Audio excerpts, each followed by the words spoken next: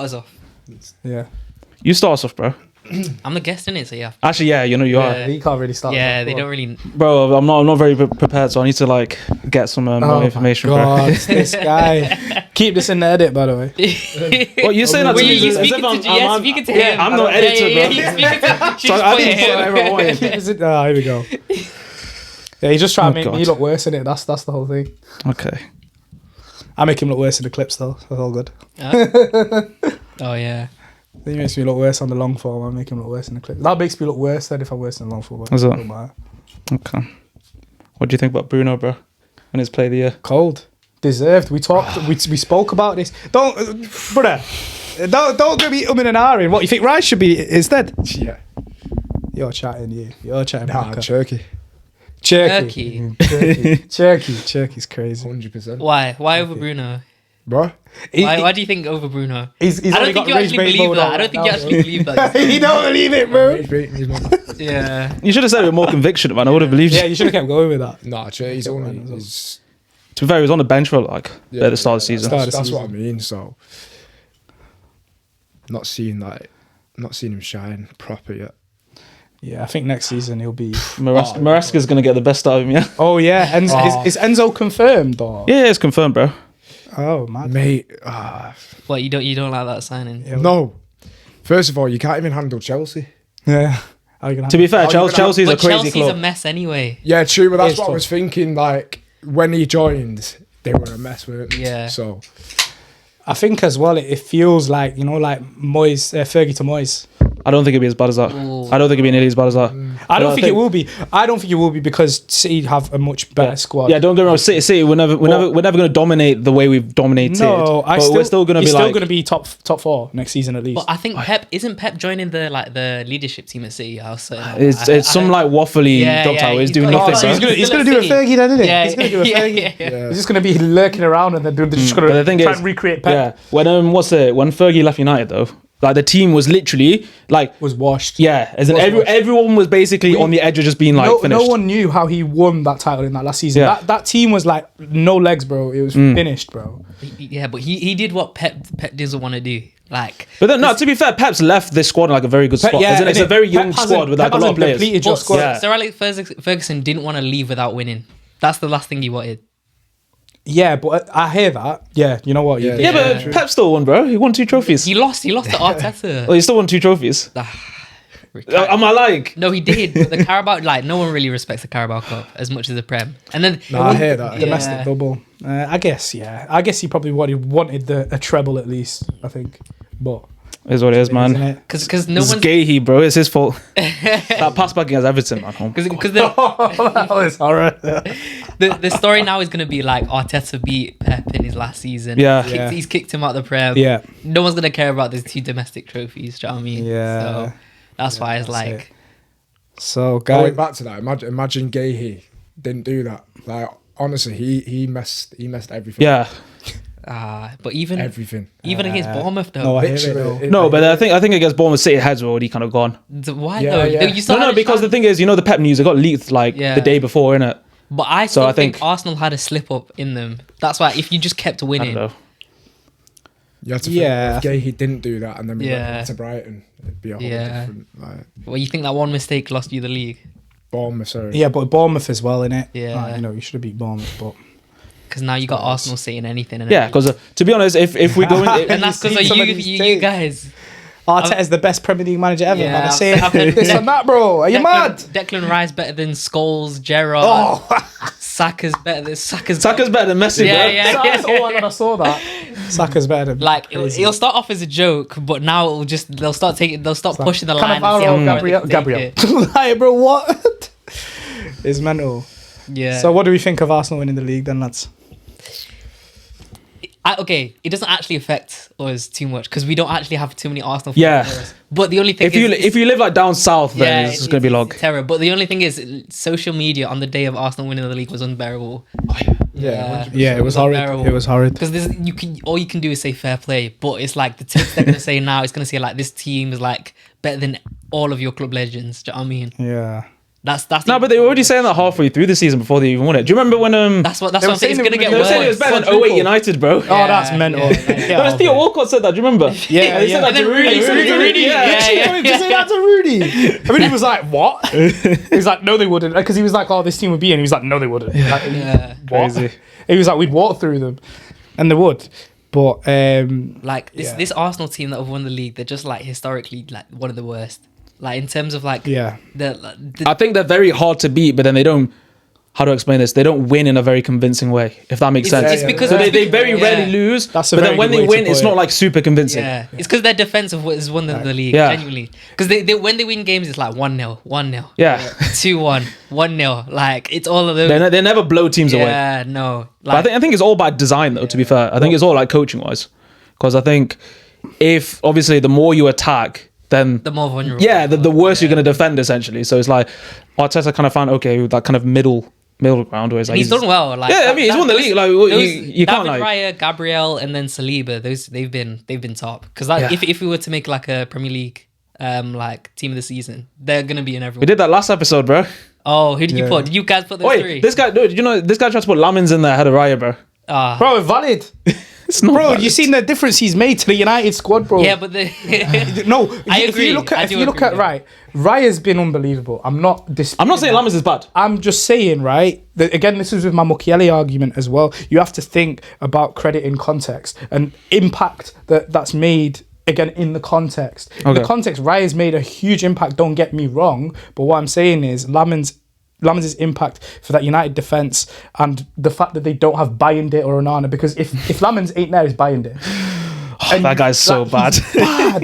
No, there's worse. I forgot he existed. Horrible, bro. That's what I'm saying. And you're like, oh, but look at the drop up between Kemba. The drop up between Lamins and Bayindir is mental. It's even worse. So what I'm saying is like, yeah, in terms of the impact, okay, but would you say Lamins is better than Raya? No. I'm not saying that at all. I'm saying season for season impact that they've had for their clubs is both monumental. Okay. And Raya, you could argue, is bigger, but I think in the context of Lamins, it's been definitely. Okay, let me rephrase the question, right? If you could have, so like if United, Raya or Lamins now, yeah, I'd have Raya. Of course, like I'm not, good. like, that's not what I was saying is credit contextually. Do you know what I'm saying? Okay. Credit in context. In context, that's it. You should get that on a t-shirt. You know what I mean? I like that. Credit in context. Credit in context. You heard it here first. Slogan now, yeah. But yo, guys, I actually, off the top of my head, I made a list of every time Arsenal has come into play and they've got away with a decision. Oh, okay. This is just off the top of my head. This isn't even looking. Don't start. This isn't even looking on Twitter. This is literally just off the top of my head. So straight away, Saliba Everton when there wasn't a pen. Yeah. The two with Saliba pulling Bayindir's arm down and the goal wasn't disallowed. Saliba fouled Cunha at the start of the season. We should have won that game 1-0, not Arsenal. Yeah. The Rice when he was against Chelsea. Oh, and he was that manhandling João Pedro in it. João Pedro manhandling him. He's hugging him and then Raya punches him in the face. Like, bro, what? And then, no, there was two separate instances, and there's literally the corner after the Rice did the handball. Yeah, the handball as well. Yeah. Bro, I didn't even see that. Back to like the West Ham, it's kind of the same thing. Yeah, and that was obviously more recently the West Ham with the arm pull there, but then there's still the Trossard foul. You literally hear the VAR camera. He's literally saying on the thing, he's like, "Oh, but what about Trossard? Are we just gonna let it go?" If you listen back to have you heard that? Yeah. That's actually mental. Really? Yeah. They're saying, "Oh, but what about Trossard?" But they're literally saying, "What about Trossard?" No. And they're just like, "Oh, we just allow it, innit?" And then Gabriel punched Walter Marder in the face, didn't get sent off. And then he literally scores the winner. He scores the winner in that game it's after. ridiculous. And there was a handball as well. He handballed the slide tackle in it. Yeah. Handballed it as well, bro. He headbutted. You know they've not. He headbutted Haaland. I'm not even a City fan, bro. He headbutted him. He ripped his shirt. How did he not get sent off in that game? If this was anywhere but a stadium, these Arsenal players would be getting jail time. Honestly, Thing is, they've not had a single red card or penalty go against them all season. That's never happened before, you know. And again, still going. Gabriel should have been sent off against Brentford. He got denied opportunity for a second yellow. Oh, it was when he kicked in the corner. It was a clear foul. Yeah, I remember. And then Kolo Muani, Gabriel again. So we all talk about how Gabriel's amazing. Wait, was that the goal which got disallowed? No, he pulls him down. He pulls him down. He's going through on goal, pulls him down, no red card. Okay, because from that same game, Kolo Muani scored, but then it was Gabriel basically Colomani had his hands on Gabriel's back, but he barely pushed him in it. Then Gabriel went flying, and then even that, Colomani scored, and then he got disallowed for that. I'm talking like he was through, yeah, and Gabriel pulled him down. Yeah. He was literally last man. It's always Gabriel, bro. It's always Gabriel. But then He's a dirty player, bro. Obviously, we've talked about Trossard, Rice, and the whole West Ham thing. Mikel Merino not getting a second yellow when he literally pulled had back a armbar on my man and pulled him down. Like, it's ridiculous. It's ridiculous. You know what I'll say about all this? Yeah, I'll say the only thing about VAR is they've been consistently inconsistent. Yeah, like it's all of terrible, these things. Yeah, they'll even the United the handball against against. Oh, you mean Mbumo's goal the other week? Yeah. Like stuff like that. Like, bro, that should have not counted. That should not have counted. You can ask any United fan, they will say categorically that should have not counted. Yeah. like, do you know what I mean? They just don't like the VAR is meant to be there to like standardize everything. Like, we're if you do this, it's a clear foul, and we can review it. Yeah. But they've been picking and choosing. Yeah. That's why it feels even worse when it's Arsenal. I genuinely think they should use. That's how they got to. They should just use VAR for offsides. Yeah. Because like, offside's an objective thing, right? Yeah. Whereas like, you know, with all this like re-refereeing like fouls and everything, because it's just like, where do you draw the line, bro? Because they're always going to make mistakes. I've heard people call for like, you know, like the rugby system and the cricket system where you can call. What, like challenges? Yeah. So maybe each team has one review and they can be like, all right, we can review this. And then if it's actually valid, then you keep the review. If it's not, you lose it straight away. So, but then without VAR, it will make what you end up having happening is the Chelsea versus Barcelona again, where Drogba's going. It's a disgrace. It's a disgrace. I think it's good, like VAR, but as in like they just don't know how to use it. Because I think in other countries, I don't think the refereeing is nearly as bad as it is in England. No, and I think again, like, and like especially when you watch like Champions League, you never really see howlers in the Champions League. As in, like obviously with the handballs and everything, like they give a lot of handballs, but it's like very consistent. But it's consistent. They're strict like on it, but like they stick with it. All the referees stick with the same, you know. Yeah, so like if you're gonna consistently keep giving handballs, then I'm like, okay, right, fair. I understand it, right? Because they're gonna give them all time, but because that's all I think football fans are asking for is consistency. Yeah, literally. That's why I feel Arsenal fans don't know why everyone's so annoyed at them. They're like, oh, you guys got away with this and this. The point is, you've got away with it so much more than anyone else. Yeah, and it's just inconsistent, and it's like won you guys so many games. Do you know what I mean? I think there's a statistic, right? It says like. I saw and it was like decisions VAR have overlooked. Yeah, and there's like most teams like 3, 4, 5, 6. Arsenal's like 20. Of course it is. Do you want to say anything more, Jack? No. He's fed up with VAR. That's what it is. It's the VAR. I'm getting tired of that. Yeah. So we just started, bro. Yeah. Give us an intro. I'll give us an intro. Yeah. I mean, okay. Why are you shy, bro? No. I'm not shy. I know, I'm sorry. Yo, what's going on? Welcome to Halftime Harmonies. This is our second episode. Yeah. Of course. Your boy, JZH, aka Junaid, and Joseph Tang. But we have two special guests today. To my left, we have... Yo, okay, my name is Jack Murphy. Big up. And... My name is Naku, also known as DK. Come on. Someone's what? Wait, what? DK. Yeah. Who's called you that? There's a whole story behind it. You know what I mean? DK. We'll stick to what does DK stand Won't for? get to the story. What is this? Is it like a deep dive into my name? Yeah. Well, we're here now, so you might as well say it. You've said DK. It was just one of them. Is like on a what's called when you're out with the boys, they just call it like DK. Do you know what I mean? And it kind of stuck. Do you know what I mean? Okay. You can never really do anything with nicknames. It just like kind of stick. So yeah. Okay. So yeah.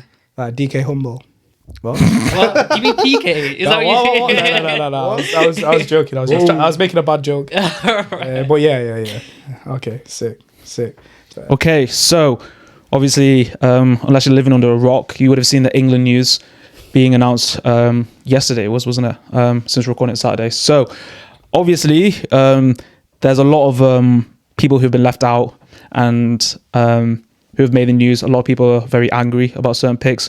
Some people are happy, some people are sad, some people are confused. And then obviously the people who have actually made the squad, some people are not happy with. So what we're going to do first is I have the full lineup in front of me. So I'm gonna read off the entire lineup, right? And then we're gonna kind of just briefly touch on a few. So goalkeepers, we've got Dean Henderson, Jordan Pickford, James Trafford. I think the goalkeeper's the most like straightforward thing. I think everyone can agree with that. Defenders, we've got Dan Burn, Mark Gahey, Reece James. Straight away. way you gonna have it. It's the first one here. It's alphabetical order, bro.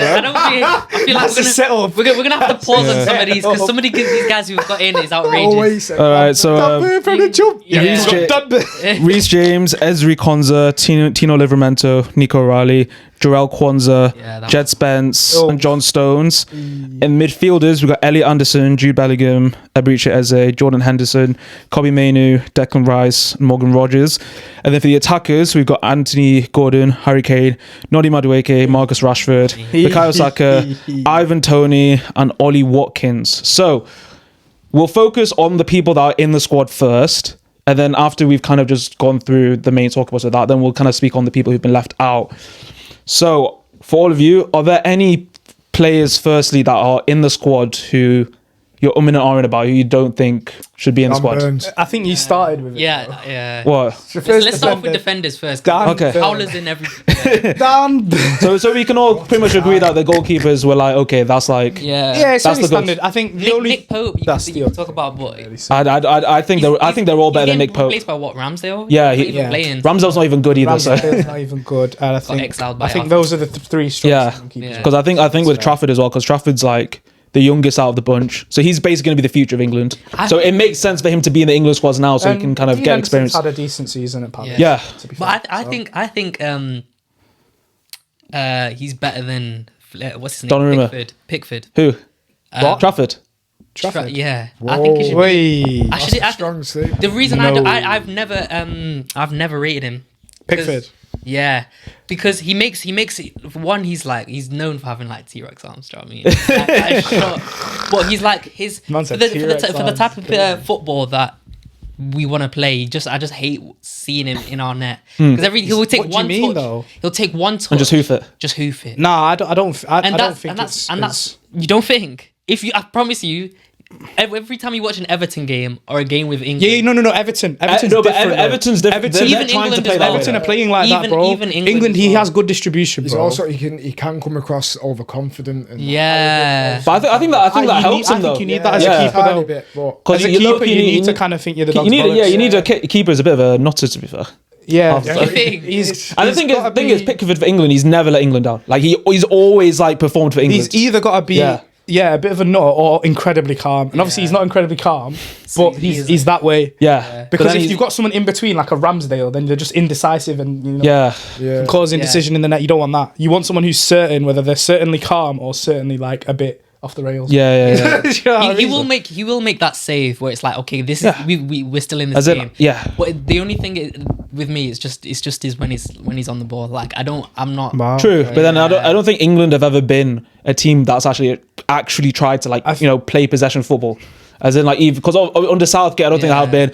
Under Tuchel, who knows what we're gonna do. I think in my opinion, bro, I think he's been one of England's best ever keepers, bro. Yeah, serious. No, when you actually think about it, bro, think about it, bro. He's better than David James.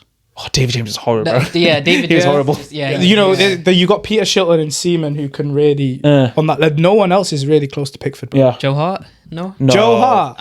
It's a question. I'm asking you, Joe. What we're gonna say? Robert Green, Paul Robinson. Now, bro, nah, come on.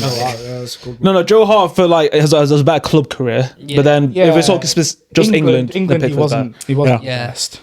No, that's kind of harsh on Pickford, but it's just when he's on the ball. He just frustrates me. No, I hear that. Yeah.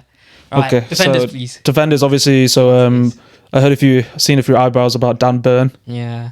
Do you know what it is? He's purely in the team. Sorry, you lost it. He's purely in that team because that curled header he scored. Do you know what I mean? The cup final was. Yeah, that's it. I actually don't understand the Dan Burn pick. I know Dan Burn over Harry Maguire. Well. His height. Yeah, well, I don't think there's anything he's better. Like, what is he better than? What attribute? No, but he's in there as a second left back and a backup left centre back. Yeah, because I think Tuchel, one thing which he's tried to get is he wants a lot of very versatile players. Yeah. So with Dan Burn, I think Dan Burn's terrible at left back if you watch him. Yeah, he's too big. As in fullbacks, you need to be a bit more kind of smaller. He's Newcastle's backup. Like Lewis Hall. Why is Lewis Hall not there? Yeah. You know what I mean? Ain't he off his height? But yeah, I think off his height. But I think Maguire should be in there ahead of him. As in, I think Maguire is better Maguire's better aerially than Dan Burn. Maguire is better than every other centre back on that list. There's three centre backs there who were there when I'm like, Harry Maguire should be starting over. I don't know, because the thing is, John Stones is there as well, by the way. Yeah, but Stones has played 5 games this year, bro. But the thing is, true. The thing is with Tuchel, right? I think he's mentioned this before.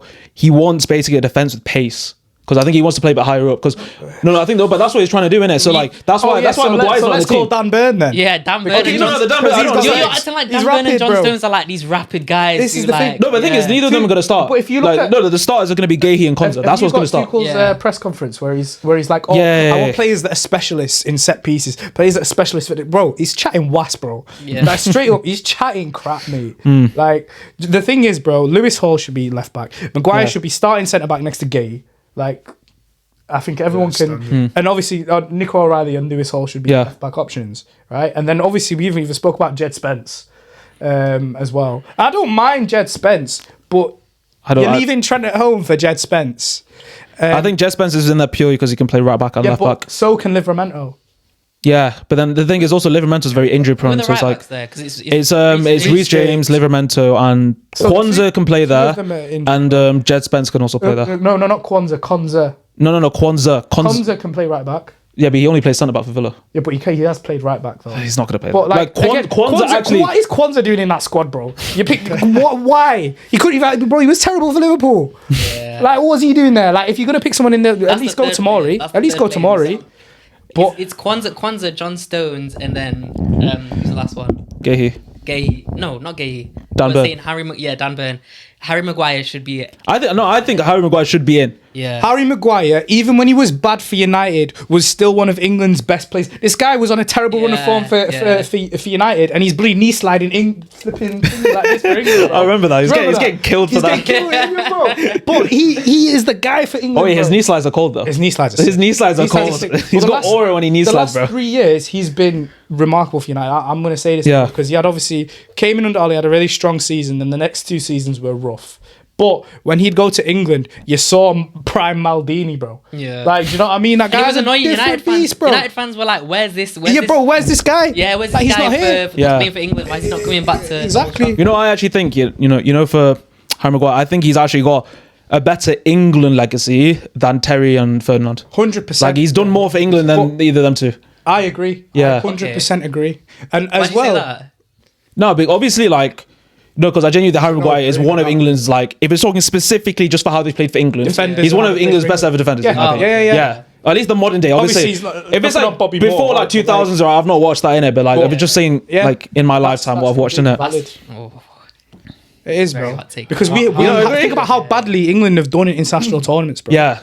Like, we've had Terry and Ferdinand, apparently 2 of the best English centre-backs ever. Yeah. And Maguire's the one that's been there, got us to the final, semi-finals, and he's been consistent, he's played well. He can smack a bloody penalty. His penalty. His penalties are mad, bro. Right. Yeah. Crazy. Like, but this is the thing. Leaving Maguire out is the equivalent of leaving out John Terry in this day and age. Like, what is he thinking? And John Stones is a free agent, bro. He's a free agent right now. Yeah. And he's gone. Yeah? But do you know what the thing is? Like, I don't get Thomas Tuchel, he's known to do this. But like at every club he's managed, he's always like stuck on his big calls. He does rub people the wrong way sometimes. And then like if anyone argues with him, he's not afraid to like. Stop. He'll stand on his, he'll stand on it. He's very like blunt. Yeah, because every club he's been at, the risk he's taking as well. I do. You know what? I actually agree with that. Taking the leap of faith and he's putting his balls on the line. Yeah. Because I will say this is probably that's what gets him fired though. Yeah. Every club he's been to, like, might be right. Like, you never know. You know what I mean? Yeah, because I think this is the first he could prove England. us all wrong. This is probably the first. Dan Burn running down that left hand side. It's not there. I'm sorry. If I see Dan Burn running down that left hand side, I'll switch off. I'll watch. I don't think he's gonna get much game time. Bro, I'll watch Cape Verde, bro. I don't know. Should we go to the midfielders? So I think they're all fairly straightforward except Mr. Jordan Henderson. Oh my god. So what do you think about him? Do you know what? He's the team mascot. That's what he is. You know, I understand. Why can't they? Why? So can they not just take him as coaching staff? No, I'm being deadly serious. It would work. Yeah, because we've just. It's not like it's a. He's not gonna play. It's not like he's a Neymar who we're bringing in because of his legacy. Because he's like he's a cult hero. Jordan Henderson's got a legacy, bro. It was like when You're comparing his legacy to Neymar, bro. no, there was a squad. Was it 24 or 22 where they picked Connor Cody and he didn't get a game, right? Or he came on for like 5 minutes, bro. But you know he's like a good person. Yeah. I think that was Euro 2020. I think. Yeah, it's a pick, like, I will say, isn't it? No, go. Is that kind of Yeah. pick, to be fair? Yeah. I know what you're saying. So I'm not all against it, but let's look at who's been missed out at the expense of. Well, we'll get onto them. We'll finish the slide. But I do think with Henderson, I do think I can understand why he's in the sense of, obviously, one, he gives all the leadership kind of stuff like off the pitch, right? But then also he's fourth choice midfielder, right? But then he knows he's not going to play, so he's not going to kick up a fuss. Whereas I think, let's say if you pick someone like Wharton or someone, Wharton's not going to complain. Wharton's not going to complain. No, but I think he would go to the tournament expecting that he's going to get some game time. Henderson will be completely fine sitting on the bench every game. No, I don't. Because you've got those double pivot of what Mainu or and then Declan Rice, or you could switch out Mainu. I think Anderson's starting. Yeah, Anderson started. I don't think it's going to be Anderson and I don't think I don't think that's because that position. You got two class midfielders there. Someone who's going to expect game time, it will be Cobby. Cobby will expect to be involved. No, I think Cobby will play. Cobby will play. I think we said it on the last one. He'll definitely play. International football suits him because he is a useful player. Like definitely. Therefore, going to be the one to watch. Yeah. Who do you think is going to be England's starting number 10 then? Obviously, I think the main option probably Jude, Morgan Rogers, and Eze. I think he's going to make a big call, and I think he's going to drop Jude. I think this was going to happen, right? So I think the first game or two is going to give Jude the starting spot, and I think as the tournament goes on, Rogers is going to take it. Yeah, I think that could all happen, or even Eze. Yeah. I was going to say Eze. To be fair, I feel like as it's going to go on.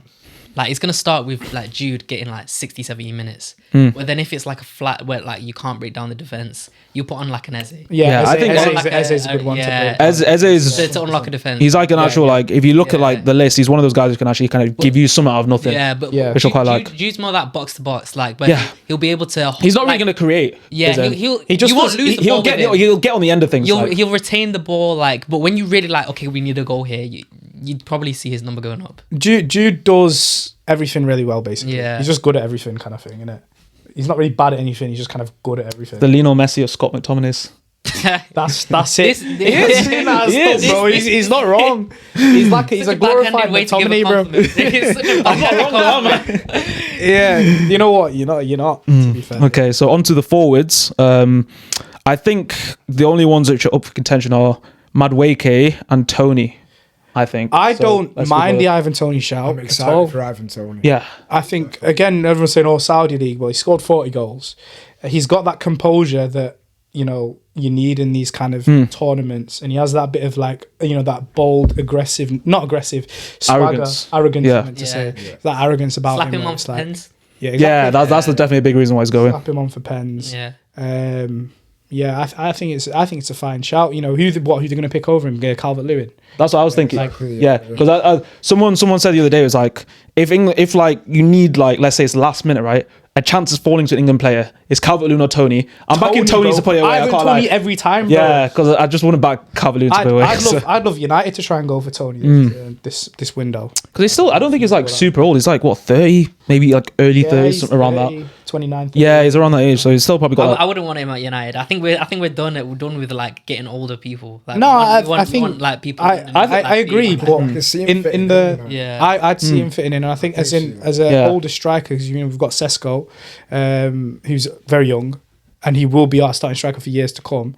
But Tony offers that, that sort of air of experience, calmness. They can just come in and fill in for the last 30 minutes. Yeah, I think that'd be good, because if you had Sesko and Tony, obviously, like, you can kind of just rotate them. That would be a nice combination. Yeah. Sesko and Xerxes, oh my god. So the other one was Madueke. Right? We've just glossed over that very, very nice. Madueke. I'm sorry, Premier League win. That guy's Madueke. Who do you have instead of him? Dead baller. Yeah, dead baller, bro. Personally, right? Obviously, you can say he's more of a 10, but where he's been playing for Forest on the right, Gibbs White. The thing is though, Tuchel, he's actually come out and said like he wants his wingers to be like actual wingers, like as in like actual like okay, you need to be able to basically get them all beaten, man. Right? And Madueke is actually like as much sick as he gets, he's a very direct player. So like he's direct. He'll beat a man, and then once he's done that, he's like, what does he do? Yeah, because I think he's lost. Yeah, but I think purely as a right winger, I genuinely think it makes sense for Madueke to go. Yeah. Do you not think like a Jared Bowen will feel like hard done by? I mean, Jared Bowen, he does, but then he doesn't fit like what Tuchel's trying to do in it. So obviously, like Tuchel wants like a quick, like fast winger. I think whereas Jared Bowen's just not really that. When especially if you've seen him this season at West Ham, he's had a really good season, but it's like I think he's had quite a bad season. Think. Yeah, is that wrong? I mean, I think West Ham collectively have been poor, but I think he's been one of the like decent players and like a not so good team. Yeah, he's the best out of a bad bunch. Yeah. I think him and Fernandes have obviously been standout. Fernandes a bit good. Somerville's looked well. He had a run and then he just he lost that sort of end product. He had like a run of games where he scored and assisted like a few, and then he just stopped. But yeah. Bowen's tough though, like. But I get where you're going with it. Like he wants direct runners, on the left and the right. Yeah. He's got Rashford and who else on the left? Gordon. Oh yeah, that makes sense. Yeah, exactly. You look at all of his wingers. This is obviously the reason why, which I'm going to get to, where like I think Foden and Palmer have been left because like obviously they're more tens, but if you play them on the wings, they're not going to try and beat men. Then they're just going to try and cut inside and like play narrow. I'm not mad at the Foden and Palmer leaving out, to be honest. I'm not either. I think the Foden one's crazy. Nah, but this is the City bias. I can't lie, out of both of them. If I had to pick one, I'll pick Palmer. Yeah, Palmer deserves to go over Foden. Right. As in specifically for England. Yeah. I think both of them should stay at home, but I think the Palmer would make more sense because one, you get someone who can take penalties, and then two is like he can actually come off the bench, and I back him to come off the bench and give me a bit more than Foden. Give it impact. He can come on and make something happen. Yeah, no one's doubting his technical ability, but the problem is like he's had his chances with England and he's not performed at all. Yeah, and it's even like where do you play him? Because that's what Tuchel said. He literally said he doesn't know Foden's position. Yeah, so it's like going with that and like the fact that he's got many chances, and you've got like you've got Saka, you've got Rashford, you've got these wingers who are like going at you defenders. Where do you put a Foden at team? Because he's not starting. It's true. Yeah, to be fair, I take that back. To be honest, if you look. Okay, so basically one of our cameras overheated, so we had to take a small little interlude, but we're back. So we're gonna go through. So I'm on Sky News. Shout out to them. They've got an omitted 11. So I'm going to read it out. These are all they made an 11 of the best players that have been left out of the England side. So I'm going to go through one by one. So in goal, we've got Nick Pope. Right back, we've got Trent Alexander-Arnold, Harry Maguire, Levi Colwill, and then Luke Shaw. Into midfield, we've got Cole Palmer, Adam Wharton, Morgan Gibbs-White, and then front... Actually, what is this? They put Miles Lewis-Skelly up front. Well, then there's Phil Foden after that, Miles Lewis-Skelly and Jared Bowen. Obviously, somehow that makes a team. But yeah, so out of all the names I've listed, which ones do you think are like the most controversial? Obviously, we've touched on Maguire already. Yeah. So out of the rest, say which ones do you guys think are like big talking points? Do you know what? Trent Alexander-Arnold. Trent's a massive talking point. Yeah, completely forgot about that. Flipping out. I think we did touch on him a little bit, but why do you think Tuchel doesn't want to pick Trent? Because he doesn't really fancy him much, does he? The only thing you can say is a defensive liability, really. Like, that's it. But like I said, I think Thomas Tuchel is taking this leap of faith and he's literally just taking a massive risk. Yeah. And he's going with it, you know what I mean? He's... Like, I feel like with this team, people are just like managers. All managers have a style of play that they like. Yeah. I think he sees something us people don't. Yeah. I think it's very much a kind of case like he has, for each position, he has a very specific like way that he wants like a left back or like a striker or a winger, whatever it is to play. And if you don't fit that mold, he doesn't care who you are, just like scout the team. Which I respect that, I kind of respect it. Yeah. You're gonna say this now, but if we get knocked out like the round of 16, then you're just gonna be like, oh yeah, what he's talking about. True. Is what it is, man. What about Cole Palmer, Phil Foden? I think Cole Palmer. I think they're hard done by. No, I think it's justified. I don't think Cole Palmer's been that good this season. No, yeah. Even last season he wasn't good. I think we've said this. I don't know on camera or off camera, but Chelsea are sometimes worse when he comes. They actually play a lot worse when Cole Palmer plays. I agree. Yeah. And I think that's partially down to the manager though, because obviously in that system where he scored loads, didn't he? Yeah, that was Pochettino. Pochettino, yeah. The last couple of managers, bro, he's looked worse. Like with Maresca, when he came out of the team and they played João Pedro kind of in that. They were cooking, bro. They were doing well, like for a good period of time. So, I don't think Cole Palmer's unreasonable. I think Gibbs White can feel really hard done by because I think he's had a good season. I think Forrest would definitely go down if it wasn't for Gibbs White. That's a big one. Yeah, 100%. He's Marzu Skelly, or do you think it's just too little, too late for him at club level? I think it's a combination of Arsenal really haven't played him enough. Then he's come and played now really well. Yeah, but I don't think he can really have much of a. And then the guys in his position as well. It's like the guys in his position is very competitive. If you play him, who you gonna take out really? But again, I would have him over Dan Burn. But anyway, as a left back. But again, I think he's playing more as a midfielder now, and in the midfield space, I think he's. It does seem like Arteta doesn't really trust him at left back. He's like third choice left back, but then he prefers him at midfield. And I get that because he's done really well in midfield. So yeah, I think sometimes he is a bit shaky at left back. He can be a bit reckless, I think. Yeah, I do think that comes at age though. Yeah, so exactly. Because he's only 19, I think. Get better, but you look at Nico O'Reilly, who I kept saying Nico Lewis, didn't I? Last episode. Well, he's mature beyond his years, so hopefully he does not. If he gets injured, I might cry. And if we have to see Dan Burn, I'm telling you, I'm gonna break down. Anyway. That's a good one. Thinking of that Rico Lewis. But then again, he doesn't play for City, so no. True, yeah, but I think he's thing is with Rico Lewis, right? He's very good technically, but he's just too weak, and he's not really got like a proper position. He's a bit of a he's a bit of a nothing. He never played even like in the academy. He didn't play. He was a midfielder, I think, in the academy. But then obviously, when you get to grown men football, it's like it's very different. Grown men football. When you play against kids, it's like you can be smaller, baby. If you're just better than everyone, then it's not gonna make much of a difference. Yeah. But all these City academy players, they're all like technically really good. But when they get into the first team, then there's like, you can't play over these in the midfielders. So you have to do a job at left. Yeah, that's O'Reilly, bro. He was a midfielder when he came through. No, he was a striker. He he was a striker, and then when he came into the team, I thought he was going to get in like over, but obviously you thought he was going to play over Haaland. No. I don't think it was Haaland. He was obviously he was training with what I think it was Aguero. When Aguero was there. What, O'Reilly was he not there? Really? He's only like 21. Sure? He wasn't training with Aguero, bro. How old is he? He's 21. Yeah. But Aguero left in 2021. So Aguero left 5 years ago. Okay. Yeah. So when he broke into the first team, what year was that? That was literally last season. This year. Last season. Yeah. Last season. Yeah. So it was Haaland then. So yeah. He was never really getting in over Haaland. So then you just look at your weakest position on the pitch, and if you're technically good enough, you get good enough to play anywhere on the pitch. Really. So yeah. But he's a very good left back, to be fair. Yeah. He's good. But what I want to touch on is obviously Adam Wharton. I think it can feel very hard done by. Alex Scott again. I know not getting in, but I think he's quality. I think with Adam Wharton, it's like you don't take him and Kobbie Mainoo. You take one or the other. I disagree with that personally. Really? Yeah, because I think they're both very different players. I know. I think they're different in how they function, but as in like their output is the same in terms of like they're both. So like I see Kobbie Mainoo as more of like a dribbler, but he's going to progress the ball. Whereas Adam Wharton's more of a passer, but progress the ball. But I both think for both of them, they don't really. The defensive side can be a lot better, and I don't think they really run around much as well. I get what you mean on that basis, because for me, again, I think I said this on the last one, that Kobbie doesn't progress the ball enough, but he does it with his dribbling.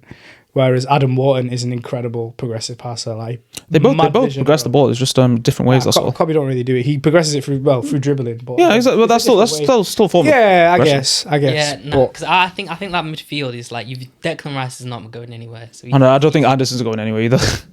Yeah. So it's really. So I think it's one of those two is a game changer. Then obviously he's got the mascot Jordan Henderson in. Cheerleader. Oh, I think they're up. Oh, myself. Cheerleader. Banger. That was a good song. But I still feel really tough for Alex Scott. I think he's been brilliant for Bournemouth. But Danny Welbeck. Oh, Welbs, yeah, Welbs has had a very good. I mean, he's not played for England for God knows how long. Yeah, I get the Tony shout. Watkins, yeah. Garner. James, I think, James he's Garner's been had a good. very I think he's been again, really good for I'd have him Everton. over Henderson, but again, it's that wealth of experience that he's got, I guess. Obviously, Lewis Hall, I think we touched on earlier, I think. Yeah, we did say Lewis Hall should be in. Then Calvert-Lewin. No, Yeah. for me. As in, I fully understand why Tony's gone ahead of Calvert-Lewin, to be fair. That makes Tony's sense. technically a lot better than Calvert-Lewin. I agree. I think Welbeck has more of a shot than Calvert-Lewin, really, to be honest. I would say as the third striker. I would rather Welbeck personally over Calvert. I don't know. It's the age. Really? I think it's Yeah, Welbeck is quite old. Yeah, He is old. Welbeck's like He doesn't play like he's old, though. yeah. Calvert-Lewin's had a really good season. Like He has, but I think if you look at his last, He's actually been very patchy. He Is it yeah, like he's a- he he's had a like a purple patch really player, good isn't he? run? I think it was like kind of Christmas time, where where he he genuinely scored like 8 games in a kept row. or scoring, something. he didn't stop scoring. And then he went like 3-4 months after I just barely scored. But I And then think now he's like recently kind of started scoring again. I think that sums up Leeds' sort of season. Like there was a period where if you came against Leeds home and away, you're like that. We have a game here. No, but Calvert-Lewin, he's one of them, like Igor Thiago spoke about, he misses a lot. He does miss a fair bit. Like there's a few, like he should have scored a few goals against United again, like we said about Thiago, but Calvert-Lewin, when we played him, he could have scored a good couple. I think it was Amarim's last game, or penultimate game. Well, that was against Leeds, wasn't it? Yeah, it was a Leeds, draw, wasn't was it? It was a 1-1 draw, Yeah. but Calvert-Lewin should have had a hat-trick in that game. Like, and that's was what when it gives he you, just innit? stopped. So Yeah. Like he's in the right positions, but again, yeah. for me. But the only reason I'd say Calvert-Lewin is because if you're like last 10 minutes, cross the ball into the box. You need someone to get your head. True, but I think Tony's offers good that. aerially as well. Yeah, Tony definitely. I think Calvert-Lewin's probably slightly better aerially, Yeah, but I think he's better. with the ball on the floor, Tony's a lot better. Tony's a lot Yeah. better with the ball at his feet. Yeah, 100%. But yeah, hopefully, Tuchel's gambles paid off, really. Yeah. Find out. We'll find out in 2 weeks, won't we? His balls are definitely on the table. Yeah. So, I mean, How far do you think we're getting? I think quarters. Quarters. Yeah. Oh, that's such Really? a safe answer. it is. Yeah, it's a I mean, safe- look, I want England to win it. Yeah, but I think yeah. quarters. That is a safe one. Obviously, we're getting out of the group stage. We've got too much quality to not. You'd be surprised. Nah, I don't think Who it's do you guys think will win it then? What, Do you have overall? anyone in mind? Portugal. I want Portugal to win it. Oh yeah, this guy's a Ronaldo fanboy, bro. Fanboy. Is it- You are a fanboy, bro. Nah, if Portugal win it, Bruno's getting the Ballon d'Or. What? I don't hate the take. I don't hate it. I'd be there for it. Yeah, I do. No, I just think. Unfortunately, I do, Yeah. Yeah. I can't lie with Portugal. If I'm being honest, their attack is too bad. Like, it's But genuine. their midfield makes up for it a lot. No, but their attack is If you actually look at their attack, it's actually very bad. It is a bit stiff. Because it's like you got a 41-year-old Ronaldo, You got Leao. who he's so inconsistent for AC Milan, You got Joao Felix. playing in Saudi Arabia. But Like 20, he's 25. Yeah, he plays in midfield now. On the wing, he's terrible. Yeah. They needed to get Krupi, man. They should have done everything Yeah. they can to get Krupi, bro. If they had Krupi, like that could have been a big, Yeah. big thing for them. Yeah. The only reason that midfield is disgusting. Oh yeah, Bruno. Oh, it's the best midfield. It's unequivocally the best yeah. midfield. Bruno Fernandes and then Vitinha. See, Nah, I like that is the best midfield. That midfield will outplay every yeah. team. In Their the defense, World Cup. defense is really good as well. Yeah, they got Diaz there. Mateus Nunes, bro, best player in the world. Yeah, Nuno Mendes. Nuno Mendes, yeah. Yeah, It's cold, man. And we got Diaz, Inacio. Nunes. Inacio solid as well. Oben Dish. I just think that, but the only problem is that France squad is disgusting. That France squad is saying, like, for player for player in every position, I don't think there's no team better than them. Like, and that's what I think is going to win. I think That's who I they've think got, will it's scary now. You got like this ultra hyped up Dembele now, who's gone to a next level. I think he's going to be really good at World Cup. Yeah. Elise on another level. Because I think Dembele's barely played at club level. Mbappe as well. is still So he should be rested. Mbappe. Like, everybody's getting a lot of stick, but he's still Mbappe. Front three, Dembele, Mbappe and Elise. And then in the That's 10, Cherky, and then you've got like what the midfield. The midfield is the weakest. They're still gonna start Kante, Yeah, but Yeah. he's It doesn't even still matter. got- He's he's still got the still legs for prefer- it. Yeah, he still got the performs legs for it. France. So, and then what? You playing? It's going to be Chouameni probably next year. Chouameni, Kante, getting left at home. Oh yeah, he got left out. He got left out. Rabiot. That's crazy. Rabiot getting in is the same thing about Hernandez. Henderson. He's literally like I'm looking at the midfielders they've got, and he gets in every time. Yeah. Every I feel like every country has that one player is like. What are you doing? Just call it Pogba, man. Yeah. I'd rather see Pogba. Yeah, Rabiot, he must have some. So he's just always there. Isn't he? And it's like what? United nearly signed him a few years back. Bro, in like Marseille, like didn't he like punch someone in the face and they had to sell him? Yeah, they sold the guy. Yeah, that whole Marseille team's a mess. That team's tapped, bro. Oh god. But I think what is it as well? They've left out Truffert. I noticed that. Oh, left back. And they put Digne in, and Digne's. He's had a good season for Villa. Digne's had a very good season. He's had an okay season. I think Truffeur's better though. Truffeur's better, yeah. But then Digne's got more experience. So yeah, and then who else is there? And then they've got Upamecano. Do you remember that comment? Upamecano is genuinely. Saliba. He's actually. You know, Saliba's not going to start at the World Cup. No, because France. They play Upamecano. That's his preferred. As in like Upamecano and Konate. Yeah, like They're Konate. spoiled for choice. It literally doesn't even like. It just depends. Genuinely. Because Upamecano is like very good for France. Yeah. Even for Bayern, he's been world class this season. I'd just play Upamecano, Saliba, really. Innit? Yeah. I wouldn't play Konate. I wouldn't play Konate. But I think they just want that strength. Yeah. I think they're knowing that's the back. Upamecano and Saliba, they're a bit too similar. I think to play their right back. Hernandez. No, that's I was left about back. to say Debussy then, but that's not. That's a bit of a throwback, isn't it? Who's their right back? It's not Pavard. Let's have a look. France squad list. Oh, I think they've got like Jonathan Claus or something like that. Oh yeah, I had him on FIFA 25, bro. FC 25, he was rapid, bro. Had him in inform, bro. Who they got? Oh, they've here we go. Announcements. Let's have a look. They've got a very strong squad. Picking the like your starting 11 for the France team genuinely feels like you're playing an ultimate team. It's just like Actually pick whoever you want. Literally. It's like when you play someone. Malo Gusto, bro. Gusto. Yeah, Gusto's Gusto. not bad, you know. Gusto, yeah. Oh, Kunde. Oh, Kunde, yeah. Yeah. Kunde's good. Right. Kunde has a mistake in him though. Yeah, Kunde does have a mistake in him. Also, I don't think Kunde is actually that good going forward either. And he's not even a what's called a fullback. He's a centre back. He does play fullback for Barcelona. Yeah, he plays. He's a bit of a makeshift still. Yeah, he's a bit of he's like inverted though, isn't he? Yeah. Kind of. Do you reckon Zaire Emery might start for France as well? Because he's like really good now, isn't he? Like, That's like, oh, he might even play right back for France, you know? Because like he plays right back a lot for PSG. yeah. Yeah. I think he's good, man. I And then obviously France, obviously they got Barcola to come off the bench. Doué, we not even spoke about Doué. Yeah. Doué and Cherky, yeah, just chilling on the bench. Imagine that you're a centre back playing against France. Yeah, you've had 70 minutes of just hell. And then they bring on Mateta, bro. And then it's over. Doué, Cherky. Yeah, no. Have a long day. Doué coming on. Yeah, that's a lot. See, that's why Henderson better stay off that pitch. What do we think about Brazil as well? Oh, I'm happy. Neymar's going, man. I'm happy. I think they'll get as far as Their team stinks, bro. yeah. They'll get as far as, if not worse than England. I think they might do all right.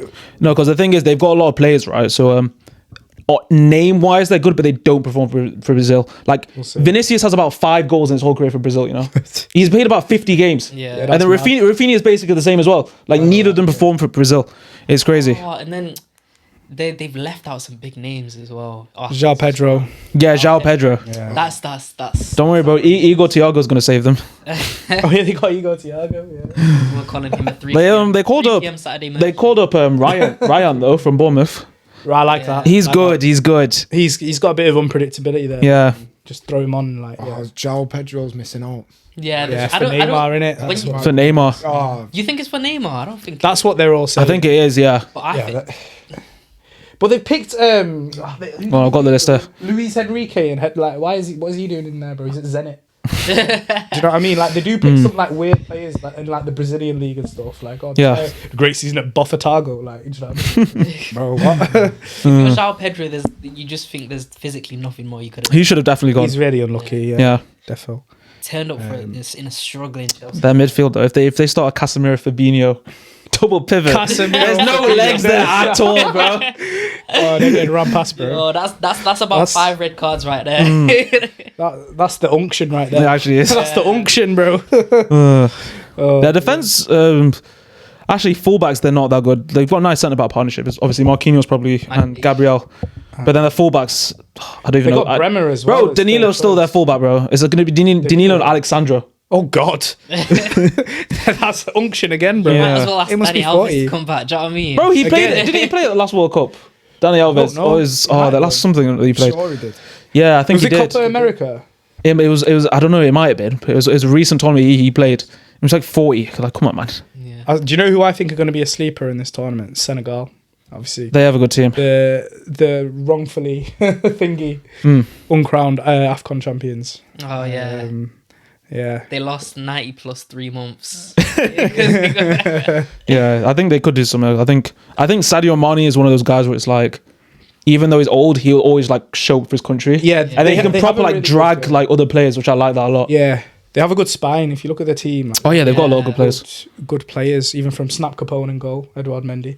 Koulibaly is still going as a centre back, and they've got Sarr at front. Yeah, and then the Sarr, Pape Sarr at Tottenham. Got Iliman Ndiaye, bro. Njai. He's good. He's class. Yeah. And they've got like good depth throughout. I think it's going to be a good team this year.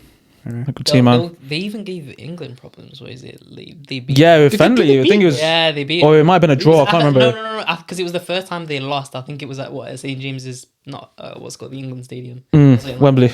Yeah. I don't know, something like that. But yeah, I think. What do we think about Spain? Spain.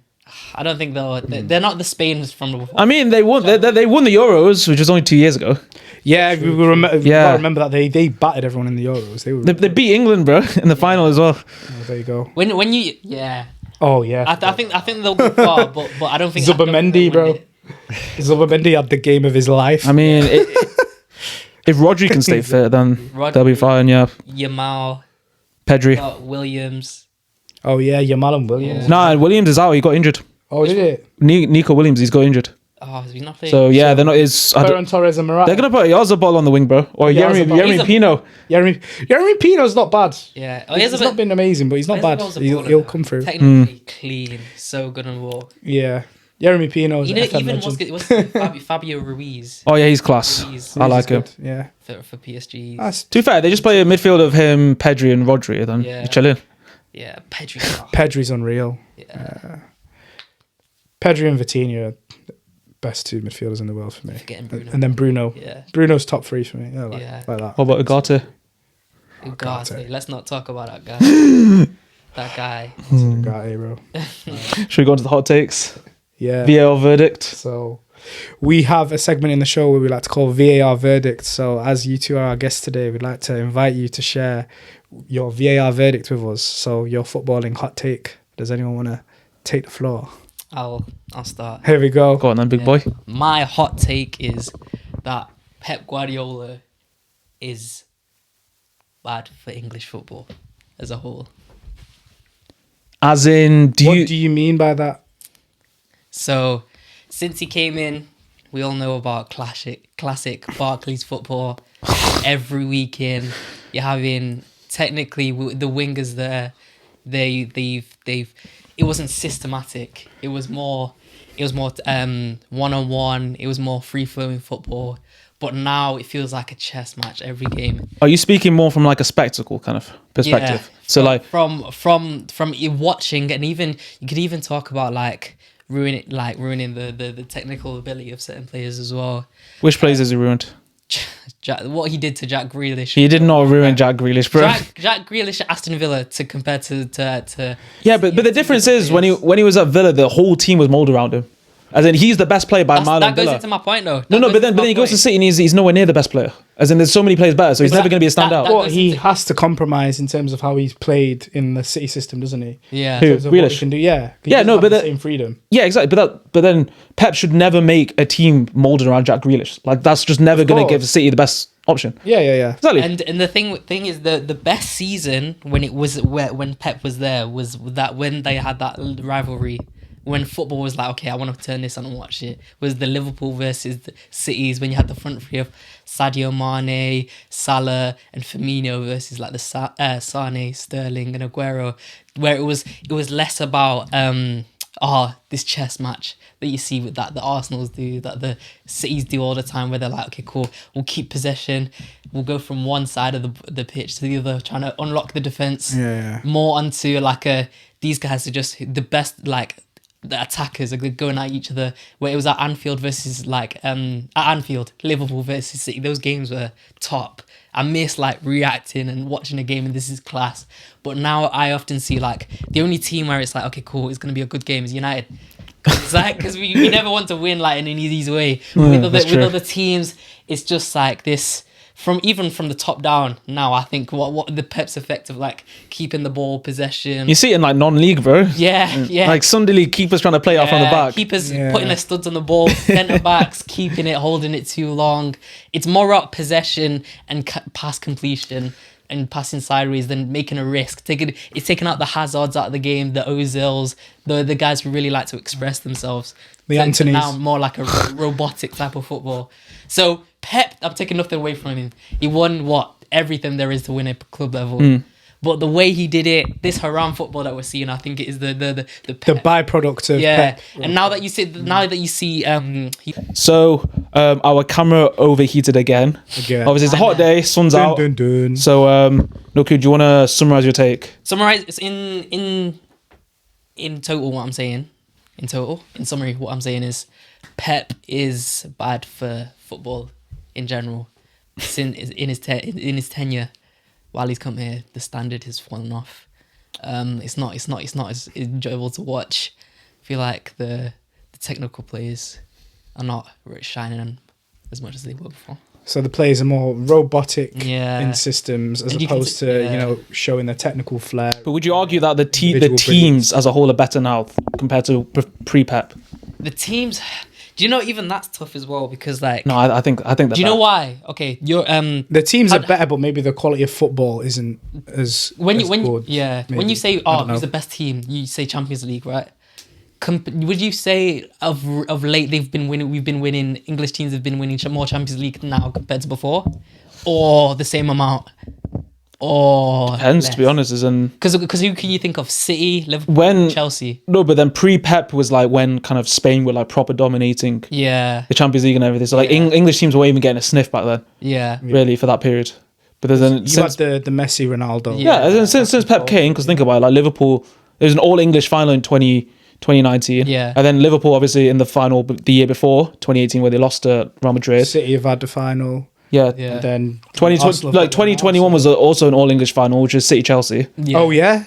So I think, if anything, like, Pep has actually, like, elevated the level, but I can hear what you're saying. Level of teams, but the players say no.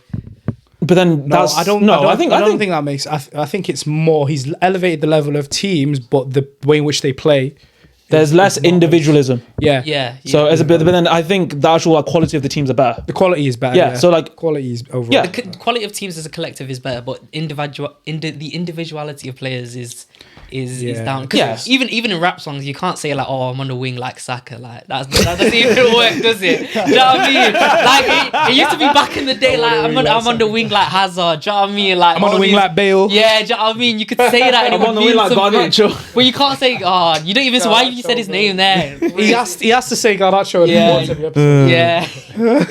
So but I'm excited to see what this post-Pep era is going to be like. It's going to be interesting. I think it opens a window. There's a void now where you can see like Arsenal coming in, Liverpool, Chelsea. I don't think there's going to be like one dominant team. Yeah, and this is like in the last 3 years, 3 different teams have won the Premier League. It was City, Liverpool. Now Jamal's objective, though, isn't it? Yeah, you're not seeing it. That guy was saying, "Oh, we've got a strategic objective for there to be a different way." Oh yeah, they corruption. Yeah. But anyway, and City still have those 115 charges. Oh yeah, you do. Innocent until proven guilty. Innocent until proven guilty. Pep's gone. He's now he's gone. You know what? I reckon he's gone because he knows take care of his legacy. His legacy. Do you know what? Well. Well, we'd say you get playing League 2 football next year. Pep was like, I'm getting out with the ball. Haaland playing Crowley. Go on. We cut him off. Go on. I said your hair looks nice. I don't know what you're about. Cut Oh, Okay. Should we go into the song segment? Finale. So we also have another question that we like to ask our guests. So it's what would be your halftime harmony? So what would be your halftime song to kind of pump you up? Or just any song that you're just is in your playlist right now. Yeah. Anything like that. What? do you want to go? That's a hard one, that, you know. Yeah. Are you thinking bit of Dino? I've got many, a bit of Dino, Bit of Dino. but I can't decide. Oh yeah. Yeah. Said I want it now for me. A few Elfingers. Yeah. Big R&B fan, me. Oh yeah. So. Go on, what's the song you've been singing? You've been singing all day, bro. Oh no. Bit of Jipton. I'm listening to more like new artists coming out. So Leon Thomas. Leon Thomas. Yeah. She said, "Take your time." What's the rush? Even he's listen to his song "Friends Again." Friends. I think that's what he's called. Is that your song then? Yeah, I'm singing that. Cool. So Sambas. Samba's fit into Yeah, football, you know what yeah. I mean? Yeah, Even like Giveon as well. His new new album that's come out. he was in Manchester recently. Yeah, He was, A few months ago, yeah. The lovely Olivia Dean. Yeah. Oh, that's a shout. Yeah. That song Radiant. Yeah. You can I could cry to that man. one. Damn. Yeah. I saw it at the Brits, bro. Oh, is it? Yeah. Was that the Brits? You know. Oh yeah, so was I. I was working there. Right. Yeah, I was Oh working- no way. Yeah. Yeah. Seen everyone there. Everyone looks a lot taller than they actually like on TV. You know what I mean? You did ask it. It's the aura, bro. It's the aura. Yeah, it was H. Maya Jama was there. Who else was there? I kept seeing loyal. She split Carter, up with bro. Ruben Diaz now, you know? Yeah. Yeah. How'd you feel about I mean, he's like fifth choice centre back, bro, so I don't care. You asked him like he's in that relationship as well. He's my boy and I got to look after him, bro. Yeah. Skepta would be cold. Yeah. Skepta? Yeah. What? Skip to halftime? Pump you Yeah. up halftime. Well, I've got on repeat right now. Teach me, baby. Janice, Drake, the Drake song, Janice STFU. What is this? His new... Off Iceman, bro. I'm not listening to that stuff. Oh, I'm not got the time or the effort to listen to 3 albums, bro. just listen to Iceman, bro. You don't need to worry What about about the other two? They just filler. They're all right. There's some songs there that the beats on there that sound like it. Do you know there's pianos in that you have in music? Oh, those like really cheap ones. They're just like ding, ding, ding. Yeah. That's what he feels like he made that whole album on. Do you know what I mean? Like, boy, he made it on like GarageBand or something. Yeah. The only thing I'm worried about though is Drake has he shouted out Luis Enrique and PSG. Oh yeah, in the lyric. Is his son. You know what they say? He's got a curse in he's got it. a Drake curse in it. Yeah. So that means Arsenal's gonna win. Not win the Champions They can't. League. They cannot. I hope they get absolutely dealt with. They I hope it's like a 5. Surely. They're never conceding like 5, 6. Have you They seen won't. Why? the PSG though? trading clips? When was last time Arsenal conceded 5 or 6? No, but that's not the point. No one thought Inter Milan were going to concede 5 goals last year. No, one. but Arsenal are different in Inter Milan, bro. Yeah, they are. They're not. They're They're not a gonna lot better than Inter Milan. They're not getting pumped. Yeah. like they're not. It's going to be a can- tight game. I don't. The only way I can see Arsenal winning is a 1-0. Oh yeah, no, And it's never going to be that. I think regardless, it's going to be a tight game, like scoreline wise. I don't think it will. Regardless of who wins, I think it's going to be tight. I think it will. The only if Arsenal win, it will be a tie game. But if any other result, PSG, they're not going to pump Arsenal. They won't. Like, They won't scoreline wise, they won't pump them. 3-0. No. Like, that is. I'm telling you, Bro, when was the last time Arsenal lost 3-0? I'm not Arsenal talking- don't lose Yeah, but 3-0, Arsenal. When was the bro. last time like Arsenal actually played? Okay, the difference between group stage and knockout stage is PSG they're such a hot end of the season team. That's why True. Dembele won the Ballon d'Or. But think about this, bro. Arsenal are going to be on top of the world. They've just won the Yeah. league. They've had the celebration. Also, they get to rest everyone They're this gonna be weekend. gassed, yeah. So But the PSG players do as well. Yeah, but what I'm saying is, I think you're underestimating Arsenal here. I'm not.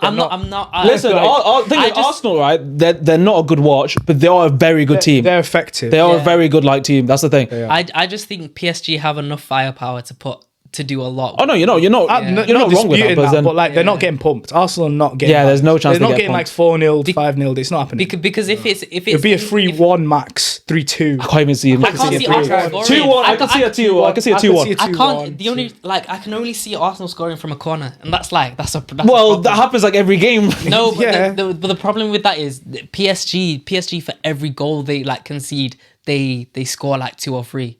That's what they've been doing throughout like. Yeah, the whole of but the this Arsenal defense is different, bro. You guys are acting like these guys. No. Like, But like, Nah, look. bro. Compare I respect Arsenal. Compare the as like Bayern Munich defense. Yeah. Compare that to Arsenal's. They're completely. Do you different, think bro. they're going to be as easily opened up as that Bayern Munich? Yeah, because defense, bro? the They Bayern just Munich got team, run through. Bayern Munich team, they just The amount everyone of just times attacked. Jonathan And then- Tah just got run past, bro. Yeah. Like He's terrible, that guy, bro. He's got like, bro, it's not happening, Yeah. bro. Like Arsenal are going to sit back Hey, and defend. If it does that low happen, block, just bro. Yeah, I wasn't wrong. I was just think of- silly. I mean, Like, if you think about it, if there's one team in the world, right, which you would back to actually just essentially just park the bus against PSG, it's Arsenal. That's the thing. but then if they part the bus, they're not winning. I cannot see them. Yeah, Why? but They can, could. They can. But You're like bro. the last 1-0 or like 1-0 game was what? It was Chelsea versus What, final? Champions League final. The Chelsea final. No, Do you want Chelsea City? no, City, Inter Milan, 2023. No. Oh yeah, Was it was. it? It was. It was. That was 1-0. And then the thing is, like the No, I'm talking about the one where was it? Havertz scored. yeah, that was before. That was 2021. That was 2 So who years was before. Chelsea? Who were Chelsea against? City. City. Oh, was it? Yeah. Okay. So for example, that was that 1-0 game. That was genuinely a dead final. And it was dead because it was like the all English final, like. But I think these Inter teams where they're not from the same country, they've not played against, they'll give that respect for like first 10-15 minutes, but then I think they just stop firing. They stop firing again. No, they'll PSG are obviously going to go for it, and I don't think Arsenal are going to fully sit back and just like park the bus, bro. I said Arsenal are still going to try at least to get a goal or something. The best thing about Arsenal is their defense, and then Exactly. going forward, I think they get outplayed in midfield. I think they get To be outplayed fair, though, in their attack as well. Just we said they didn't get pumped. Cup final against City. Then they're not going to play like that. And also, don't think they will. Zubimendi, he's not going to start in that final. It's going to be Mazou Skelly, bro. Yeah. Like I can't see. I think they've learned their lesson. And then from also that. Kepa started. A large reason they lost that final because Kepa started. Yeah, there's no Kepa. There's They're Raya. never starting. Raya is a wall. Like, Yeah, Raya. The difference between Raya and Kepa is crazy. So. I'm not underestimating Arsenal's defense. I genuinely think you are. Though. But That's the thing. You've got to think, boys. This PSG midfield is that like what can Arsenal do against that? I'm being serious now. There's that midfield three along with that front three as well. That's 6 players. Who I'm saying like they can't deal with. Other than unless you want Declan Rice to do the job of 3 players. But that's kind of what Declan Rice what he usually does. anyway. That's like his whole game is just doing everything. Vitinha, João Neves, and then what other? Yeah, but do you okay? Let's flip it, right? Let's flip it. Do you think they've played against someone like Declan Rice though? No. I'm being serious. PSG. Do you think they have? Yeah, they haven't. They haven't come across. What you think he's like compared to who they? No. I'm not saying he's gonna. What's your point here? Strike fear into them, but my point is Declan Rice is on a different level to pretty much any midfielder that Vitinha and João Neves have faced this season. He is. But I think that doesn't. That's mute when you're coming up against the best midfielders in the world. And but Rice is and there's 2 of them. That's my point. When you think of best midfielders in the world, you think straight away Vitinha. Yeah, but then I think Arsenal is a lot more about the system rather than individuals. Yeah. Like PSG is a lot more of a kind of Yeah. We've got this like world class 11 where like basically everyone's world class. Yeah. And Luis Enrique is basically like he's made a system where it gets the best out of everyone. Whereas I think Arsenal is more a case of he's got like a bunch of like very, very good players, but then he's managed to get like a world class output of the team. Yeah. Does that make sense? So I think that makes sense. But that goes into my point of that's why I think if Arsenal are going to win, it's only going to be a 1-1. I don't see them. But I think that's not like crazy unlikely though. That's the thing. That could happen. I think it's more likely for those 6 players to have an amazing game collectively compared to a defense. But they could have an amazing game and then that might not be enough. Because if Raya, Gabriel Saliba, if they all show up, then there's not been a group stage or an elimination stage where PSG haven't been able to score. But they've not played a team like Arsenal. That's the thing. They genuinely have. They've not played a team that good in defense. I don't think that goes back to my point of when you're coming against world class players, regardless of who you come up against. I think that attack prevails over any defense. I don't know. Well, this is the thing. It's what's it called? The unstoppable force versus the immovable object. Yeah. That's literally what this final is. But that's why I think it suits PSG more in like the knockout kind of. If it's like if you just. I know what you mean, as in like Yeah. PSG have a lot more kind of like game changers. Yes. Whereas I don't think. But I will say Arsenal set pieces, that is a game changer though. Yeah. As in, it's not a specific player. Yeah. But as in, like, when they get a set piece, you know there's a very good chance Have they. you seen the training videos? PSG, the goalkeeper, what's his name? Safanov. Yeah, they're getting him, and they've got these like like in Muay Thai. Yeah. Oh, thingies. He kick, Oh, but then fighting push him. into Yeah, then, bro, yeah. Like, there's these videos where you're like getting dashed. He's got to get ready, innit? Like, bro, it's actually That's mental. what, that even goes into my point. You can train for an Arsenal, but you can't train for a PSG. There's nothing that you can do to prepare for a, I'm sure Mr. Mikel Arteta for feel differently about that. Dembele, for a Doué to come up against you, rather than a I don't know. defensive scheme. Do you know what I mean? Hey, we'll see though. We'll see, man. Since that strobe light's gone off, Yeah. I think. Do you think it's time to wrap up? Yeah, I think it's time to wrap up. So obviously, second episode. It's been a good one. Yeah, it's been a pleasure. Pleasure. Yeah. We've got two our guests. We'll get them on. We'll get them both on again soon. man like that. DK. Yeah. We're But yeah, like, comment, subscribe, hype. Remember to hype the video. We're on Spotify now as well. So if you've not checked the Spotify, Spotify, come on. yeah, we're gonna keep going. Yeah. So Yeah, man. yeah, we'll see you in the next video. So peace. I don't know what to say, bro. I said peace, bro. Peace, bro. You need to work on that outro. You need to work on that outro. Well, okay, you can give me an outro next time, bro. I can give you an outro. I can give you an outro right no, here. it's too late, bro. I want your outro.